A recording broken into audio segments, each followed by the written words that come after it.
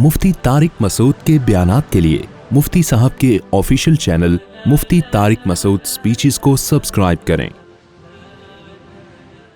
सास को भी बहू जो है ना गिरगिट की शक्ल में नजर आती है उसको वो गिरगिट वाला ख्वाब आ रहा होगा। तो यूसुफ अलैहिस्सलाम के पास गए तो यूसुफ अलैहिस्सलाम ने ख्वाब की ताबीर फौरन नहीं बताई, बल्कि उनको तौहीद की तबलीग की कि बेहतरीन मौका है, ये मेरे मोहताज हैं, अभी मैं इनको तौहीद की तबलीग करूंगा। तो क्या फरमाया, या साहिब सिजनी अरबाब मुतफर्रिकून खैरुन अमिल्लाहुल वाहिदुल क़हार। ऐसा मज़ा आता है इस आयत के पढ़ने में। ए मेरे जेल के दोस्तों, पता चला भाई काफिर को भी तबलीग करनी है तो दोस्त कह के खिताब कहना है, ये नहीं करना कि तू जाएगा जहन्नम में, तू जहन्नमी है, इसी हाल में मर गया तो तेरा ठिकाना क्या है, जहन्नम की आग।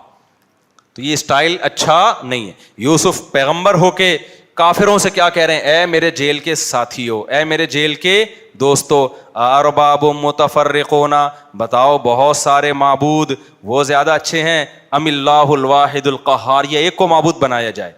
इतने सारे महबूब, इतने सारे माबूद तो पागल हो जाएगा ना, एक को बनाओ माबूद।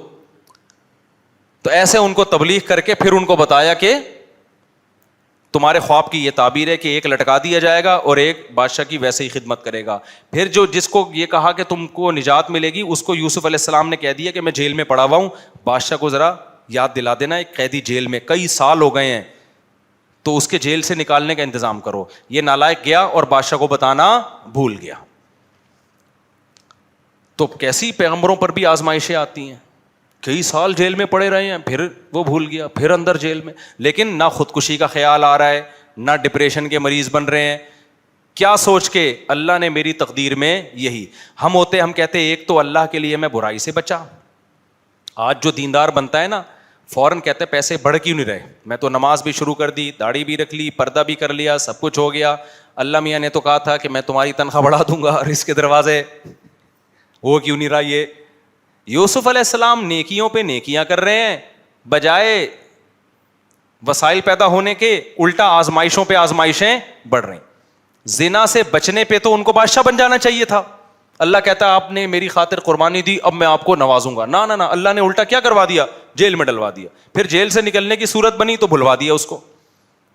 भुलाए तो शैतान ने, लेकिन वो भी तो अल्लाह की मर्जी भी तो शामिल थी ना उसमें। तो आजमाइशों पे आजमाइश है, लेकिन क्या हो रहा है भाई, अल्लाह की तकदीर, हम इस तकदीर पे क्या हैं, राजी हैं। ये वो नुस्खा है जो डिप्रेशन का इलाज है, जो डॉक्टरों के पास और गोरों के पास नहीं है। गोरे डिप्रेशन के कोई और इलाज बताते हैं, ये वो है जो सिर्फ पैगंबर बता सकते हैं। सऊदी अरब में एक साहब मिले, अरबी हैं और बड़े अच्छी रॉयल फैमिली से उनका ताल्लुक़ है। किसी ने मुझे बताया कि इनका 4 या 5 साल का बेटे की डेथ हो गई है, और जो बताने वाले थे वो इंडियन हैं। उन्होंने कहा कि मैं इस बंदे के हौसले और सब्र को दाद देता हूं, कैसे इसने सब्र किया है। तो मेरी उन अरबी से बात हुई, मैंने ज़रा ताज़ियत की, तो मैंने कहा आपने कैसे सब्र किया। उसने आयत पढ़ी, कहते हैं मैंने जब कुरान में देखा, मेरे बड़ा चहीता बेटा था, उसकी जब डेथ हुई अचानक, तो मैंने कुरान में देखा, कुरान कह रहा है वलनब्लुवन्नकुम बिशैइन मिनल खौफि वल जूइ व नक़सिम मिनल अमवालि वल अनफुसि वस्समरात। अल्लाह कह रहे हम तुम्हें ज़रूर आजमाएंगे, माल में कमी के ज़रिए भी और औलादों में जाने भी लेकर। तो क्या होगा अल्लाह आजमाइश के बाद, वबश्शिरिस साबिरीन, ए नबी जो इन मुसीबतों में सब्र करे उसको खुशखबरी सुना दें।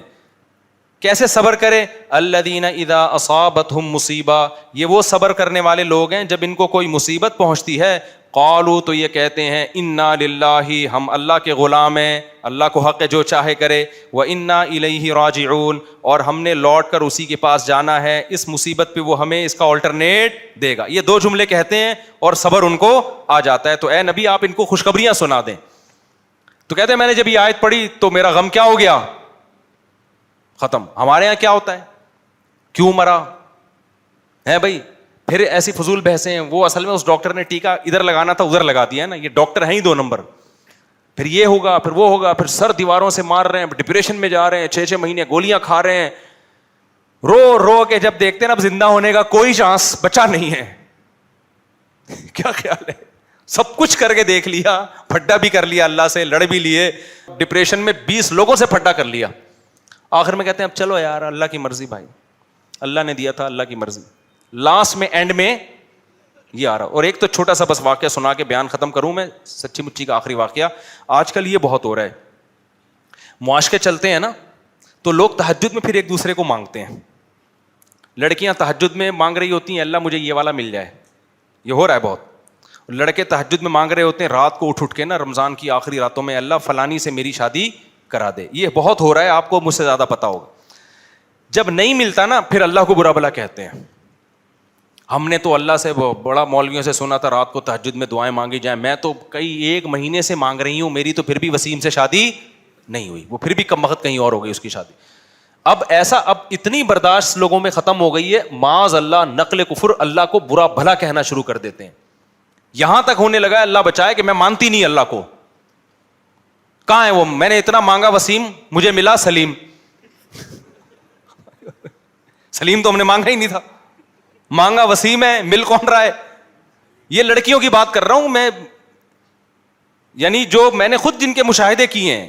اب میں کردار کا نام بدل دیتا ہوں, ہو سکتا ہے غفار مانگا ہو, لیکن میں ظاہر ہے سچی مچی بھی بتاؤں گا. کسی خاتون نے مجھے خود بتایا کہ میں دعائیں مانگ مانگ کے تھک گئی ہوں, ملا ہی نہیں, اور میں تو پھر اللہ کا انکار کرنا شروع کر دیتی ہیں. عورتیں بھی, مرد ذرا کم کر رہے ہوتے ہیں, یہ لڑکیاں جلدی جذباتی ہو جاتی ہیں.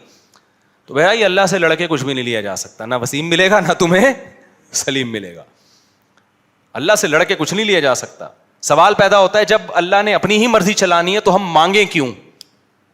یہ بڑا ایک اہم سوال ہے کہ جب ہمارے مانگنے نہ مانگنے سے ملا سلیم ہی ہم کو, وسیم نہیں ملا, تو پھر یہ مولوی لوگ یہ کیوں کہتے ہیں راتوں کو اللہ سے اٹھ کے مانگو. کرنی تو اللہ نے اپنی ہے بھائی, کرنی اللہ نے اپنی ہے. مانگو گے نا اللہ سے تو آپ کے حق میں کرے گا, نہیں مانگو گے تو آپ کے خلاف کرے گا. آپ کو لگ رہا ہے کہ سلیم آپ کے لیے اچھا ہے, لگ رہا ہے, حقیقت میں آپ کے لیے اچھا نہیں, اس لیے اللہ نہیں دے رہا آپ کو سلیم. یوسف علیہ السلام نے اللہ سے کیا جیل مانگا تھا؟ اللہ سے یہ مانگا تھا جیل زنا سے بہرحال بہتر ہے, یہ تھوڑی کہا تھا مجھے جیل بھیج دے. پھر جیل میں بھی کتنے عرصے دعائیں مانگی ہوں گی, اے اللہ مجھے جیل سے نکال دے نکال دے, نہیں نکالا.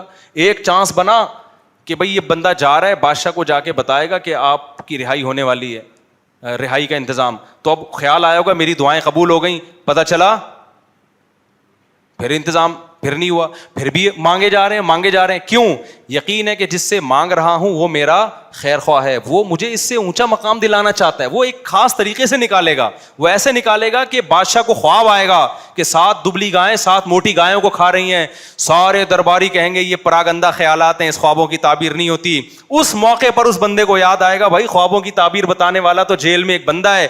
پھر وہ آ کے کہے گا یوسف ایھا الصدیق, اے یوسف اے دوست, افتنا فی 7 بقرات سمان, بتا 7 موٹی گائیں 7 پتلی گایوں کو کھا رہی ہیں, گندم کے ساتھ ہرے خوشے خوش خوشوں کو کھا رہے ہیں, بتا اس کی تعبیر کیا ہے. یوسف فوراً بولیں گے تزرعون 7 سنین دأبا, 7 سال تم کھیتیاں اگاؤ گے. فما حصدتم فذروہ فی سنبلہ, جو کھیتی کاٹو اس کو ساری استعمال نہ کرو, کچھ اسٹور کر لو, کیونکہ اگلے 7 سال قحط آئے گا, اسٹور شدہ مال کو کیا کر دے گا, وہ ختم کر دے گا. ایسی تعبیر بتائیے بادشاہ نے. اب کہا لے کر آؤ, پہلے آتے اس انداز سے نہ آتے, وہ عزت نہ ملتی. اب تو بادشاہ نے کہا بھائی ان کو لے کر آؤ, یہ صرف خواب کی تعبیر نہیں بتا رہے, مصر کی معیشت کو تباہ ہونے سے بھی بچا رہے ہیں یہ. پھر آ کے جب بادشاہ نے بات کی ہے نا تو بادشاہ نے کہا انک الیوم لدینا مکین امین, آج تجھے صرف رہائی نہیں ملے گی, آج ہمارے دربار میں آپ کو ایک مضبوط ٹھکانہ ملے گا, شاہی پروٹوکول ملے گا. پھر یوسف علیہ السلام نے کہا مجھے وزیر خزانہ بنا دو, کیونکہ اب یوسف علیہ السلام کو اب خالی رہائی نہیں, اب جو مانگوں گا وہ ملے گا. وزیر خزانہ بنا دو, کیونکہ وزیر خزانہ ہی کی آگے فیوچر میں سب سے زیادہ اہمیت ہوگی. وزیر خزانہ بنے اور مصر کو تباہی سے بچایا, اور اگلے مصر کے بادشاہ کون بن گئے, یوسف بن گئے. تو آپ راتوں میں اٹھ کے سلیم کو مانگے. جو ہو رہا ہے نا میں تو وہی بتاؤں گا نا. اگر وسیم ملا تو اسی پہ کیا کرو, صبر کرو, ہو سکتا ہے یہ تمہیں وزیر خزانہ بنا دے. بہرحال جو بھی ہے وہ تو ہمیں کیا پتا وسیم آپ کے لیے اچھا ہے یا سلیم اچھا ہے, لیکن جو بھی ہو آپ نے اللہ کے دفتر میں فائل جمع کرا دی ہے, اور یقین کرو جو ہوگا آپ کے حق میں انشاءاللہ بہتر ہوگا. تو اس جذبے سے لوگ دعائیں مانگتے رہتے ہیں, اور جو ایسے ہی کہ ٹرائی کر رہے ہوتے ہیں, اللہ کا امتحان لے رہے ہوتے ہیں, دیکھوں ٹرائی کر کے دعا قبول ہو رہی ہے نہیں ہو رہی, ان کو کچھ نہیں ملتا. اللہ تعالیٰ سمجھنے کی عمل کی توفیق عطا فرمائے. آج کل کراچی میں بھکاریوں کا بائیکاٹ مہم بہت جاری ہے. بھائی بھکاریوں کو جھڑکو نہیں, کیونکہ ہو سکتا ہے کوئی سچی مچی کا نکل آئے یار. 100 میں اگر ایک صحیح نکلا تو اس ایک کی وجہ سے ان 99 کو کمبختوں کو برداشت کیا جاتا ہے جو فراڈی ہیں. تو جب آپ کو یقین ہو کہ فراڈی ہے تو پھر دھتکار دو, لیکن ویسے سائل کو دھتکارنا اگر وہ سچی مچی کا نکلا تو پھر بڑا خطرناک ہے. بیان کے بعد یہ کیا لے کہ تھوڑا وقت دے دے, بہت اہم بات کرنی ہے. طارق بھائی آپ ٹھیک ہے, آپ جزاک اللہ. آپ تو ریکویسٹ کرنے کی ضرورت نہیں ہے, آپ بولیں یار, آرڈر کریں یار. جو لوگ طلاق کے بعد یعنی میاں بیوی آپس میں رہتے ہیں, طلاق کی بات چھپاتے ہیں کئی سال ہو گئے انہوں نے, بالکل ان کا بائیکاٹ کریں. 3 طلاقوں کے بعد بھی میاں بیوی رہ رہے ہیں, ان سے دور ہو جائیں. ان کو بولیں تم لوگ زنا کر رہے ہو, کٹ جائیں ان سے, تعلق ختم کر دیں ان سے. طلاق کے بعد میاں بیوی فون پر بات کر سکتے ہیں, اگر کوئی ضروری بات ہے بچوں کے لیے تو ٹھیک ہے, لیکن ویسے آپ بتاؤں طلاق کے بعد نہیں رابطہ رکھنا چاہیے, کیونکہ اس میں فسادات بہت ہیں. کیونکہ ایک بے تکلفی رہی ہوتی ہے, تو بیچ میں کسی تھرڈ پرسن کو رکھنا چاہیے. بہرحال کوئی بہت شدید ضرورت کی بات ہو تو جائز تو ہے, لیکن فتنے کا بہرحال یہ ایک ذریعہ ہے.